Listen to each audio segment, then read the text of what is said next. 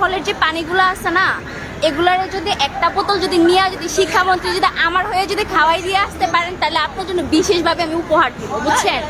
Man হলের পানিগুলো ওনারা গিয়ে একটা বোতল খাওয়াই দিয়ে আসবেন, এতটুকু আপনাদের কাছে বিশেষভাবে অনুরোধ, বুঝছেন? কেন আপনি বুঝতেছেন না কি পরিবেশ এর মধ্যে আমাদেরকে এক্সাম দিতে হইতেছে, কি পরিমাণে ওদেরকে কি বলবো, একদিন মাত্র দিছে ফিজিক্স পরীক্ষার মতো, পরীক্ষার মধ্যে একদিন মাত্র গ্যাপ দিছে, আরো এরকম পরিবেশ আমাদেরকে পরীক্ষা দিতে হইতেছে। শুধু এই ম্যান হলের পানিগুলো তাদেরকে খাওয়াবেন, এতটুকু যদি পারেন। তারা শুধু একটা জিনিসই দেখবে, তাদের পকেট কিভাবে ভরবে, তারা কিভাবে চুরি করবে, তারা কিভাবে দুর্নীতি করবে। আর আমি তাদেরও দোষ দিই না, এই দেশের মানুষই দেশটাকে তাদের হাতে তুলে দিছে, এখানে আমি তাদের কোনো ভুল দেখি না।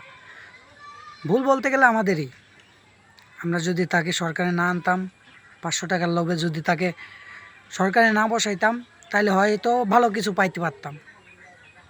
কিন্তু অন্যকে দোষ দিয়ে লাভ নেই, আগে নিজে ঠিক হওয়া লাগবো, তারপর অন্যের কথা। তো এখন তো মানুষ মরুক বাঁচুক, এটাতে তাদের কখনো কোনো কিছু যায় আসেও নি, আসবেও না। যেমনটা শেখ হাসিনা ছিল, নাইলে কি ও এত করে স্টুডেন্টরা মারতে পারতো?